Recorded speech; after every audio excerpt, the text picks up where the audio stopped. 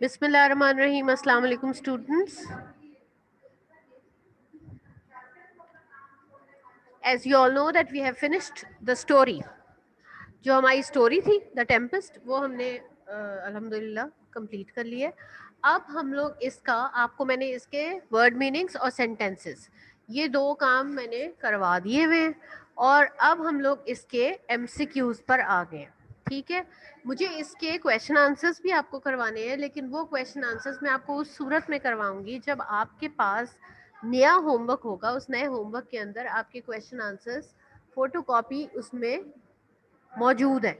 अब आप लोग क्या करेंगे, जब आप वो होमवर्क ले लेंगे तो उन क्वेश्चंस को मैं यहाँ पे रीड भी करूँगी और उसके साथ साथ आप लोग उस उन आंसर्स को अपनी बुक में भी लिखेंगे और लूज शीट्स पे भी लिखेंगे। लेकिन आप लोग प्लीज़ कलेक्ट करें अपना होमवर्क स्कूल से, सो दैट हम लोग ये वाला काम भी कर सकें। ठीक है जी, जब वो आपके सामने रखा हुआ होगा तो आपको ज़्यादा समझ में आएंगे वो आंसर्स। ठीक है ना, चले बेटे।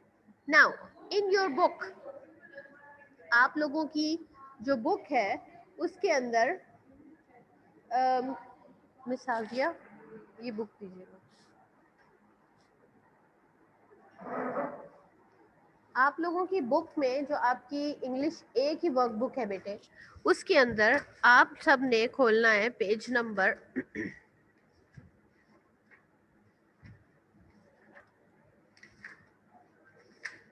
All right, this is page number 11। Page 11 in your English A work books. इसके ऊपर आपके पास एमसीक्यूज है, मल्टीपल चॉइस क्वेश्चंस। अच्छा, एक दो तीन बातें before you start with multiple choice. वैसे तो आपने स्टोरी पढ़ ली है, आप लोगों को ये खुद करने चाहिए। अगर हमारी फिजिकल क्लास होती तो मैं ये हरगिज आपको नहीं करवाती, बल्कि आप लोगों को खुद ही करने के लिए देती। अभी भी आई एम श्योर आप लोग इसको खुद कर सकते हैं, लेकिन the point is that you don't have to tick or circle the correct answer only, you have to write the answer in the blank also. ये ख्याल रखें, जब आपको एमसीक्यूज के अंदर ब्लैंक दिया जाता है तो इसका मतलब ये होता है कि आपने उस ब्लैंक के अंदर आंसर को लिखना भी है। खाली टिक करके और सर्कल करके आपका काम खत्म नहीं हो जाएगा, आपने उसका आंसर को वहां पे लिखना भी है, ये आपने ख्याल रखना है। ठीक है जी, okay let us start with it. सबसे पहले डेट डालिए, टुडे इज अप्रैल 13, 2021। डेट डालें सब लोग। डेट डालने के बाद हम लोग इसको स्टार्ट करेंगे। Number 1, 12 years back Prospero was the king of dash. 12 years back Prospero कहाँ का किंग था? Milan, Tunis, Naples. कहाँ का किंग था? Milan. Number 2, dash had cause the storm. अब आपको पता है कि किसने ये सारा स्टॉर्म और ये सब कुछ किसने बनाया था? Alonso, Prospero, Gonzalo. किसने बनाया था? Prospero. Number 3, Miranda was very dash to learn about her past. Miranda जो है वो बहुत ज़्यादा अपने पास्ट के बारे में, अपने माजी के बारे में जानने के लिए बहुत ज़्यादा क्या थी? प्लीज थी, खुश थी, वरिड थी, परेशान थी, या क्यूरियस थी? यानी उसको बहुत बेचैनी थी, वो जानना चाहती थी। तो curious is the right answer. Curious आप लोग लिख लें। नेक्स्ट देखिए नंबर 4 बेटे, Caliban was the son of dash.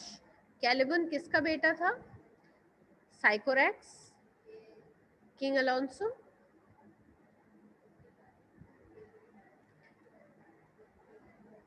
Okay. Caliban किसका बेटा था? वो जो ओल्ड इविल विच थी साइकोरैक्स, उसका बेटा था साइकोरैक्स। ए इज द राइट आंसर। उसे आप सर्कल करें और यहाँ पे लिखें भी। स्पेलिंग्स का खास ख्याल रखना है बेटे। साइकोरैक्स, किंग अलोंसो, एंटोनियो। किसका बेटा था? साइकोरैक्स का। Number 5, Antonio persuaded the king of dash to help him kill Prospero. persuaded का मतलब क्या है? राजी करना। एंटोनियो ने किसको राजी किया था कि ताकि वो प्रोस्पेरो को मर्डर करने में उसकी हेल्प करे? King of Naples. कौन था ये? Alonso, king of Naples. A is the right answer, Naples.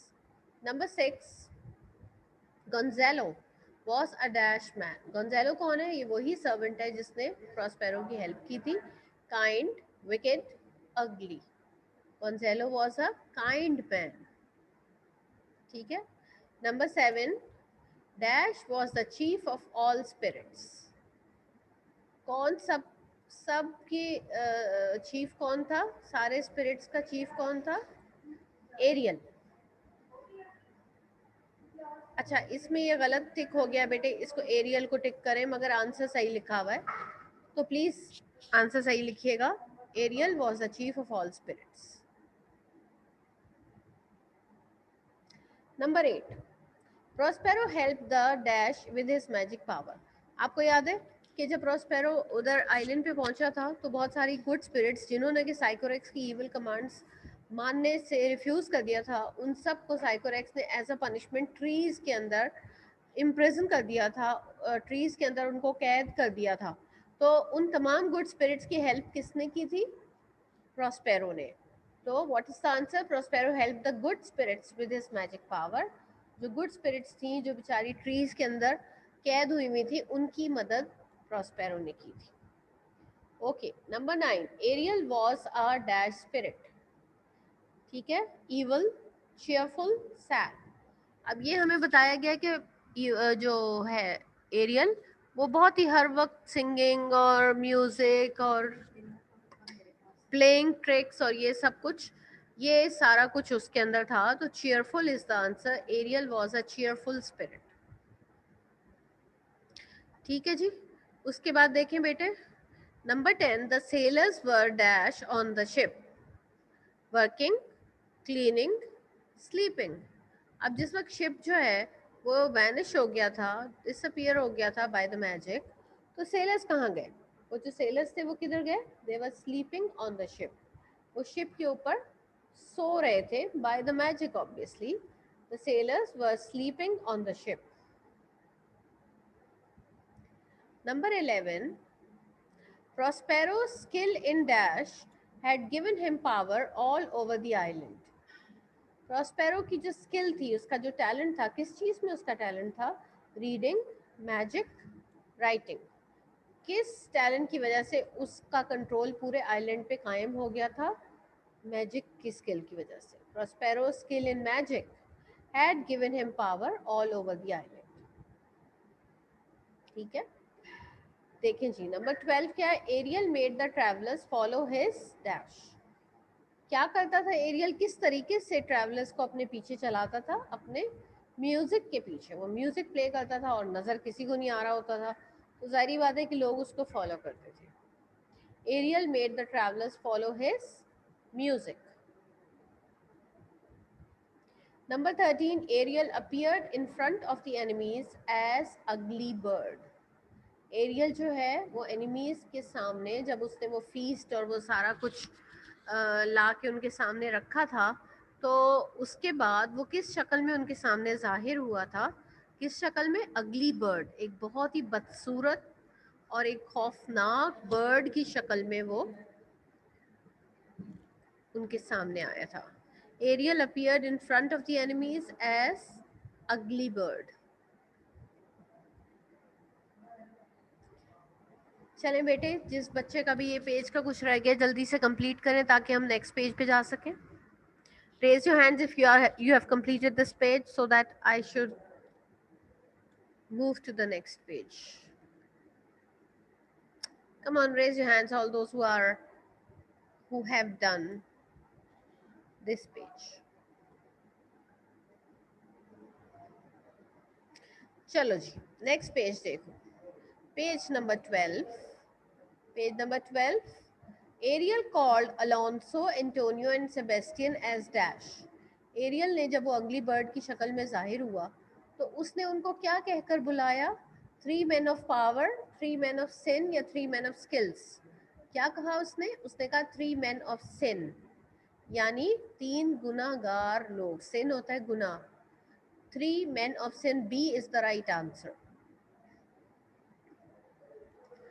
Number 15, before leaving the island, Prospero dash all his magic books। अब ये आप लोगों ने सबने पढ़ा है, आपको मालूम है कि जब आइलैंड छोड़ के जा रहा था तो प्रोस्पेरो ने अपनी सारी मैजिक बुक्स के साथ क्या किया था? उनको तोड़ फाड़ दिया था, बर्न जला दिया था, या बरीड दफन कर दिया था। ही buried his magic books. So C is the right answer, buried. Number 16, Ferdinand was sad because of dash। किस लिए वो sad था बहुत ज़्यादा? His father's death, sinking of ship या लॉस ऑफ मनी? फर्डिनेंड को किस बात का दुख था? उसे लगता था कि उसके फादर जो है वो डूब गए हैं और उनकी डेथ हो गई है, इसलिए वो बहुत ज़्यादा सैड था. तो A is the right answer, his father's death is the right answer.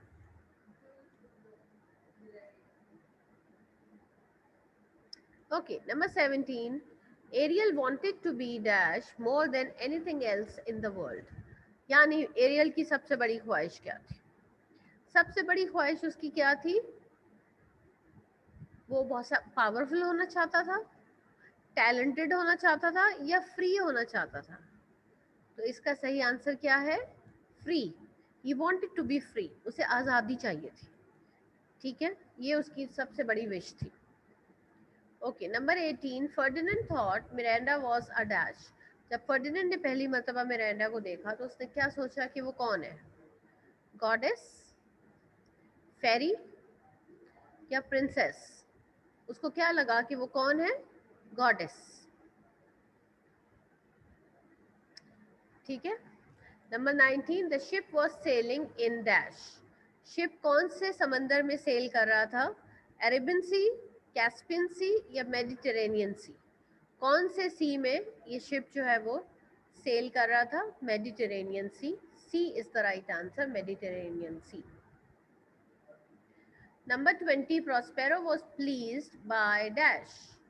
Prospero बहुत खुश हो रहा था. किस बात से खुश हो रहा था? एरियल्स मैजिक. एरियल की मैजिक की वजह से. फर्डिनेंड्स वर्क. फर्डिनेंड जो काम कर रहा था उससे बहुत खुश हो रहा था.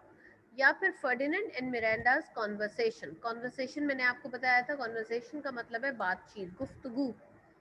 तो किस बात से वो खुश हो रहा था? वो फर्डिनेंड और मिरांडा की कॉन्वर्सेशन से खुश हो रहा था, क्योंकि यही तो उसका प्लान था. And everything was going according to his plan, that's why he was very happy. ठीक है जी, एंड वेरी प्लीज्ड. चलो बेटे, इसको कंप्लीट करो. And all those who have no question वो अपने हाथ हैंड्स डाउन कर लें. और अगर किसी का कोई क्वेश्चन है अभी तक के काम में तो please keep your hands raise so that I may ask you. उसके बाद मुझे आपको लेटर नंबर 2 पढ़ाना है. If you have any question only then keep your hands up, otherwise just put your hands down.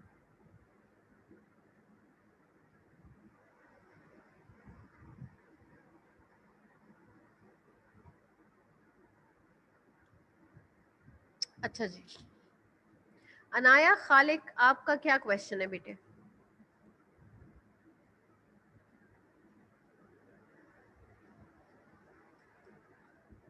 Anaya Khaliq, do you have any question?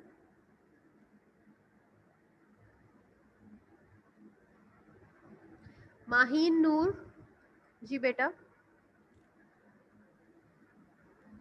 अस्सलाम वालेकुम teacher. Hello. अस्सलाम वालेकुम टीचर. वालेकुम सलाम बेटे. टीचर ये थर्ड एमसीक्यूज का आंसर बता देगा? अच्छा बेटे, थर्ड एमसीक्यू देख लें आप. ओके टीचर, देख लिया. ओके. अमार रहमान बेटे, आपका क्या क्वेश्चन है? अमार रहमान.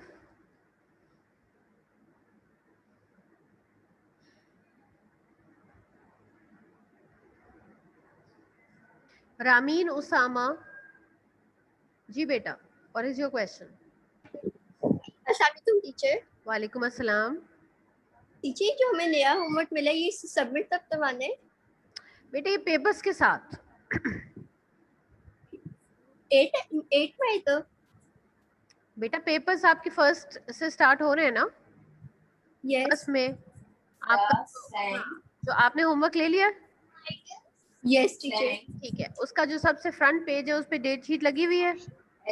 यस. उस पे फर्स्ट में डेट लिखी है. Yes teacher. तो बेटे जी जब आपके पेपर्स कंप्लीट होंगे तो you will submit your homework and papers together. ठीक है, thank you teacher. Okay, thank you. अस्सलाम वालेकुम टीचर. वालेकुम अस्सलाम. अनाया. यस अनाया.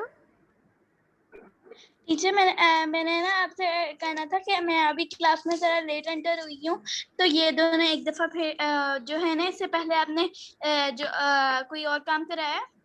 बेटे मैंने अभी तक तो सिर्फ एमसीक्यूज ही करवाए हैं इस क्लास में. आपने वो मैंने MCQ कर लिया। चलो दैट्स गुड।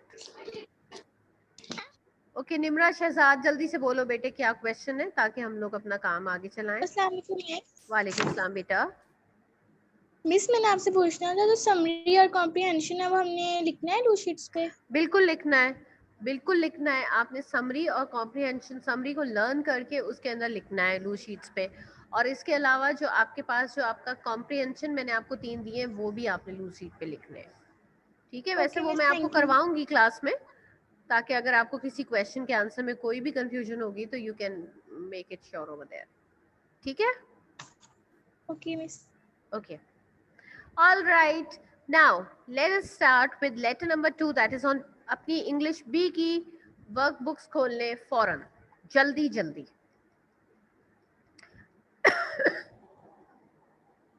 इंग्लिश बी की वर्क बुक्स में पेज नंबर 35, और आप लोगों ने लेटर नंबर 1 मैंने आपको पढ़ा दिया है। लेटर नंबर 1 आपके फर्स्ट होमवर्क में भी शामिल था। लेटर नंबर 2 मैं आपको आज पढ़ाने वाली हूँ। आप लोग क्या करेंगे, page number 35 in your English B work books, all those who are ready with your books and page 35, raise your hand so that I may start. Come on, all those who have opened their books, page 35, English B workbooks, raise your hands so that we may start. Okay, that's it. That's very good, very good. All right. On page number 35, we have letter number 2. इस पे आज की date डालिए सबसे पहले। Letter number 2 पे आज की डेट डालें। Today is April 13, 2021। डेट डालें सब लोग। Okay, now this is write a letter to your friend congratulating him or her on the marriage of his or her sister. आपके किसी फ्रेंड की सिस्टर की मैरिज पे आपने उनको कॉन्ग्रेचुलेट करना है, मुबारकबाद पेश करनी है उनकी सिस्टर की शादी के मौके पे। Okay, now the starting pattern आप ये देखो, लेटर नंबर 2 इसके ऊपर आपको नजर आ रहा होगा, बिल्कुल वही स्टार्टिंग पैटर्न है, उसमें कोई फर्क नहीं है। Examination hall city A.B.C. क्या ख्याल रखना है एग्जामिनेशन हॉल में? एग्जामिनेशन का ई, हॉल का एच कैपिटल है, उसके बाद कॉमा लगा है, इसके बाद सिटी A.B.C. ख्याल रखना है कि डॉट्स जो है वो डॉट्स ही लगने चाहिए, कॉमा कॉमा ही लगना चाहिए। इसके बाद नेक्स्ट लाइन पे डेट लिखी हुई है, यहाँ पे तो ये डेट March 15, 2012 लिखी है। फर्क नहीं पड़ता, आप चाहें तो यही डेट लिख लें, अगर आप चाहें तो आज की डेट लिख लें। जैसे आज की डेट April 13 है, आप लिख लो April 13, 2021, full stop, that's it. आसान बात है, ठीक है। डेट आप कुछ भी लिखें, बस फॉर्मेट सेम रहना चाहिए। ओके, इसके बाद there is a gap you can see. After leaving a gap, this gap means that you will leave one line after the date, and then आपने क्या लिखा है, डियर रिजवान। आपने अपने फ्रेंड का नाम यहाँ रिजवान लिखा हुआ है। अगर इस रिजवान को डियर फ्रेंड नहीं लिखना, फ्रेंड का नाम लिखना है। मैं बार बार कहती हूँ, डियर फ्रेंड नहीं लिखना, फ्रेंड का नाम लिखना है। और आप लोग रिजवान की जगह जो भी आपके फ्रेंड का नाम है वो लिख लें, ठीक है। ओके, डियर रिजवान कॉमा अस्सलाम वालेकुम एक्सक्लेमेशन मार्क। अस्सलाम वालेकुम की शॉर्ट फॉर्म हरगिज़ हरगिज़ नहीं लिखनी, पूरा अस्सलाम वालेकुम लिखना है। आई टोल्ड यू कि अगर किसी को अस्सलाम वालेकुम के सही स्पेलिंग्स नहीं आते, शॉर्ट फॉर्म लिखने से तो बहुत अच्छा है कि लिखो ही नहीं, ठीक है। Your letter came to hand yesterday, कल मुझे आपका खत मिला। I am very pleased to learn about the marriage ceremony of your sister. Please मतलब हैप्पी, लर्न टू नो यानी मुझे आपकी सिस्टर की मैरिज सेरेमनी शादी की तकरीब के बारे में सुनकर, जानकर बहुत खुशी हुई। Accept my heartiest congratulations on this blissful occasion. Accept कबूल करें, my heartiest congratulations दिली मुबारकबाद। heartiest congratulations का मतलब होता है दिली मुबारकबाद। on this blissful occasion, blissful happy, खुशी, occasion मौका, खुशी का मौका, blissful occasion खुशी का मौका, यानी इस खुशी के मौके पर मेरी तरफ से दिली मुबारकबाद कबूल करें। I am sorry to say that I cannot attend the ceremony. मुझे अफसोस है, ये कहते हुए मुझे अफसोस हो रहा है, that I cannot attend the ceremony कि मैं इस तकरीब को इस फंक्शन को अटेंड नहीं कर सकूंगा as I will be busy in my exams. आपने रीज़न भी देना है कि भाई क्यों नहीं अटेंड कर सकेंगे, आप इन्वाइटेड हैं, क्यों अटेंड नहीं कर सकेंगे। आपने बताना है कि मैं उन दिनों में अपने एग्जाम्स में बिजी होऊंगा। अभी ये शादी हुई नहीं है, होने वाली है, ठीक है, लेकिन आप उसको बिफोर हैंड ये बता रहे हैं कि आप शादी में आ नहीं सकेंगे क्योंकि आप उन दिनों में अपने एग्जाम्स में बिजी होंगे। I hope you will not mind it, और मुझे उम्मीद है आप इस बात का बुरा नहीं मानेंगे, ठीक है। I mean you have a genuine reason ना, बिल्कुल सही बात है। अब अगर किसी के एग्जाम से तो बेचारा क्या करे। अच्छा जी, please accept my apologies. Apologies होता है माफी, माजरत। Please accept my apologies for my absence. Absence गैर हाजिरी, मेरी एब्सेंस के लिए, मेरी गैर हाजिरी के लिए माजरत कबूल करें, मेरी तरफ से माजरत कबूल करें। I am sending a present and a greeting card through a registered parcel. मैं आपको एक प्रेजेंट मीन्स गिफ्ट, ठीक है, प्रेजेंट का मतलब है तोहफा, एंड अ ग्रीटिंग कार्ड। अच्छा, ग्रीटिंग कार्ड क्या होता है? आप लोग जब अपने किसी फ्रेंड की या किसी की भी आपके आसपास फैमिली मेम्बर जो भी उनकी बर्थडे होती है, शादी होती है, कोई भी खुशी का मौका होता है, तो आप उनको वो कार्ड्स देते हैं। वो जो कार्ड्स होते हैं जिसके अंदर मुबारकबाद के वो लिखे हुए होते हैं, और वो और भी इसके अलावा दुआएं और ये सारी चीज़ें लिखी होती हैं, ग्रीटिंग कार्ड होता है। तो मैं एक तोहफा और एक ग्रीटिंग कार्ड, मुबारकबाद का कार्ड, ग्रीटिंग होता है मुबारकबाद, प्रेजेंट तोहफा, ग्रीटिंग कार्ड, मुबारकबाद का कार्ड भेज रहा हूँ थ्रू अ रजिस्टर्ड पार्सल। अब रजिस्टर्ड पार्सल क्या होता है? ये जो पोस्ट ऑफिस होते हैं, इसकी अगर हम आपने किसी और सिटी में कोई सामान भिजवाना होता है तो आप पार्सल के ज़रिए भिजवाते हैं। ये उसी तरह जैसे हम कोरियर भिजवाते हैं, टीसीएस भिजवाते हैं, बिल्कुल उसी तरीके से है कि अगर आप पार्सल के ज़रिए कोई सामान किसी दूसरे सिटी में किसी को भिजवाना चाहते हैं तो आप रजिस्टर्ड पार्सल के ज़रिए भिजवाते हैं, ठीक है। तो मैं एक तोहफा और एक मुबारकबाद का कार्ड एक रजिस्टर्ड पार्सल के ज़रिए भिजवा रहा हूँ। Hope you will surely accept it. मुझे उम्मीद है कि आप उसे ज़रूर कबूल करेंगे। श्योरली, ज़रूर, मुझे उम्मीद है कि आप उसे ज़रूर कबूल करेंगे। कन्वे माई कॉन्ग्रेचुलेशंस, कन्वे पहुँचा दें, कन्वे का मतलब है पहुँचा दें, माई कॉन्ग्रेचुलेशंस मेरी मुबारकबाद, एंड माई बेस्ट विशेस और मेरी नेक ख्वाहिशात, बेस्ट विशेस नेक ख्वाहिशात, दुआएं, to all the members of your family. अब जाहिर बात है सिस्टर की शादी है, पूरी फैमिली के लिए खुशी का मौका है, तो इसलिए आप क्या कह रहे हैं कि मेरी मुबारकबाद और मेरी नेक ख्वाहिशात फैमिली के तमाम मेंबर्स तक पहुंचा दें। Yours sincerely. अगेन देखो, एंडिंग पैटर्न पे हम आ गए हैं, क्योंकि इससे पहले वाला लेटर भी आप फ्रेंड को लिख रहे थे, तो मैंने आपको बताया था कि whenever we write a letter to our friend तो हमारा एंडिंग पैटर्न योर्स सिंसियरली होता, ठीक है ना। तो ये वाला लेटर भी होंगे फ्रेंड का है, तो इसलिए आपने क्या एंडिंग पैटर्न देना है? Yours sincerely. योर नहीं लिखना, योर्स लिखना है। ख्याल रखना है पैटर्न में कोई मिस्टेक नहीं होनी चाहिए। योर्स लिखना है YOURS and there is no apostrophe. आप ये इसको एक सिंगल वर्ड की तरह लिखेंगे। And with that you are writing sincerely. Spellings का ख्याल रखना है, वो तो है, लेकिन उसके साथ आपने ख्याल रखना है कि सिंसियरली का एस जो है वो स्मॉल होना चाहिए। सिंसियरली का एस आपका कैपिटल नहीं होना चाहिए।